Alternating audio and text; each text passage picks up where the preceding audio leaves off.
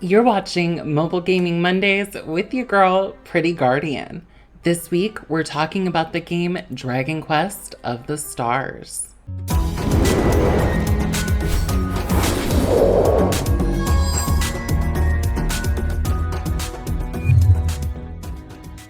When I first heard about Dragon Quest of the Stars, this was definitely one of those games that I was looking forward to.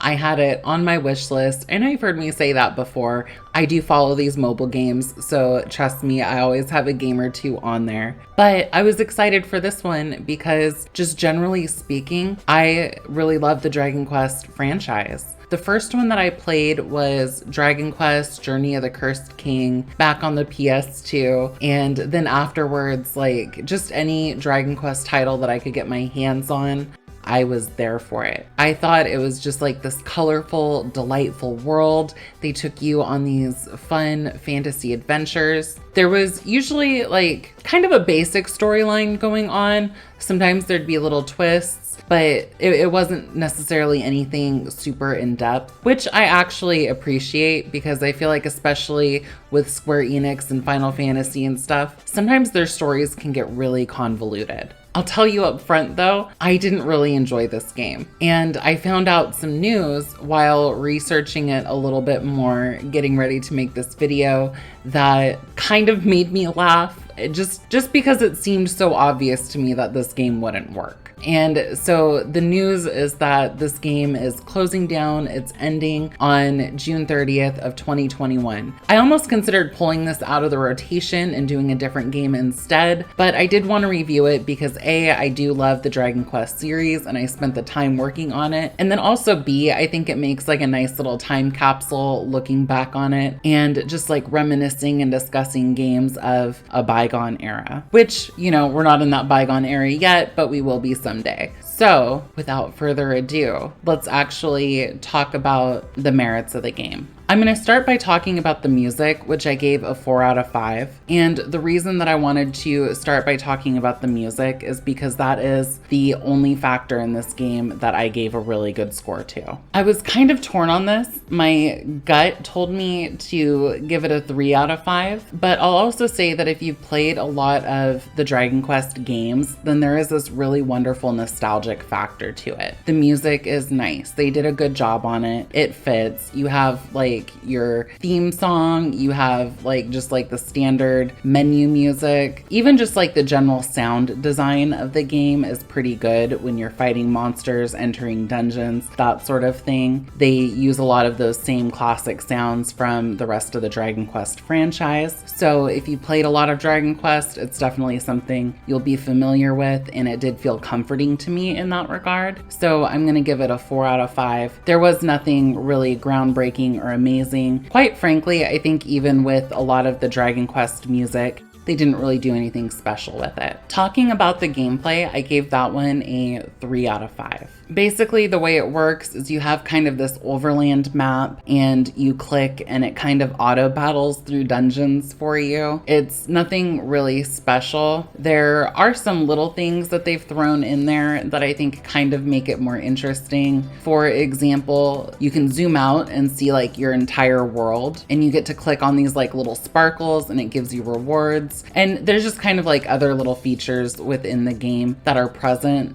that I think kind of have some merit to them. So rather than score them lower, I'm you know what, I'll give them a 3 out of 5 for this. The general dungeon crawling doesn't feel bad, although the menus are kind of laid out a little funny, and it does feel less involved than even a lot of other gacha games that we've been playing. For the story, I was kind of split on whether I wanted to give this a 3 out of 5. I did ultimately decide to give it a 2 out of 5 though. And here's the reason: it sucked. So just kind of the general premise of the game is you are a questocrat, which is just like a family of adventurers that are very famous in this game world. They've slain dragons and fought monsters and helped the townsfolk, and you're a descendant of them. So you're a questocrat, you wash up on this island in the middle of nowhere, and you meet this like talking squirrel and slime, and they start sending you on quests. plots. And it's pretty straightforward, but it kind of doesn't go anywhere after that. And so to me, that's kind of a big problem. So with a lot of the Dragon Quest games, the plots do tend to be kind of straightforward. They just kind of want to get you on the road, get you on that adventure. In Dragon Quest XI, what was the real plot there? You just went and you slayed the big bad, right? But there were different kind of elements incorporated in Dragon Quest XI and in all of the other Dragon Quest games, and you just don't get that here. So it ends up being very shallow. At a cursory level, this game has a Dragon Quest skin to it, but it's not a Dragon Quest game. It's just kind of a crappy, generic, slapped together thing. And I don't even know that it can really be called a game. I didn't have fun playing it. I don't even know that we can say that I played it. It just kind of plays itself to some degree. I don't know. I don't want to speak ill of the dead though, but here we go.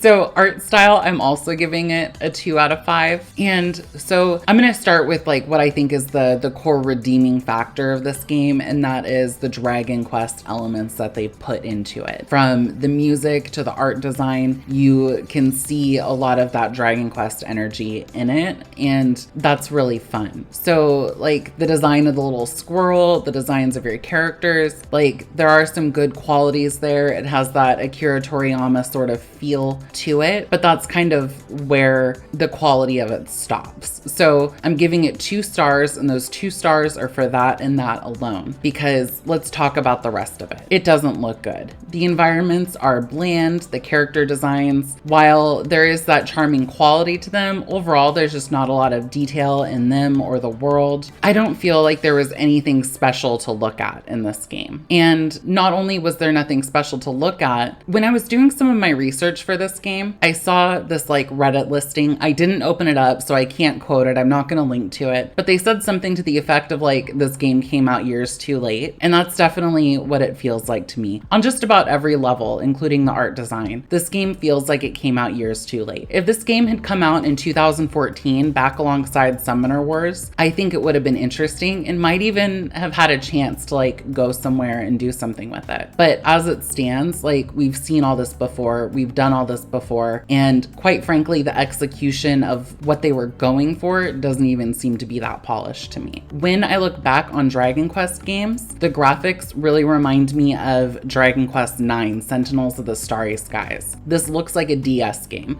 It looks like something that came out in 2009. So definitely years behind. So when it comes to sharing reviews of the game, I wasn't really sure whether I should go for a like 1-star review, a 5-star review, something in the middle. How is it going to shake out with my review? Like what could I share with you that would really contrast with the review that I'm giving you right now? So when I pulled up the Google Play Store, it was plagued with 1-star reviews. And so I actually want to share it because while I don't think it'll give you a more well-rounded view of the game in and of itself, I do think that this is something that needs to be said. So this is from Jason Parrott on the Google Play Store. They gave it a 1-star. Game was great. However, I cannot believe the unethical practice of doing an anniversary event and taking players' money, mine included, and then 1 month later announcing a shutdown. I want a refund on my anniversary sale purchases. I can't fathom why the game is shutting down when all the content has already been created in the Japanese version of the game. All I can guess is greed. I have been a loyal Dragon Quest player since Dragon Warrior on the Nintendo. This is just very sad. The general consensus from what I was really seeing in those reviews is a lot of people really did love this game. A lot of people did seem to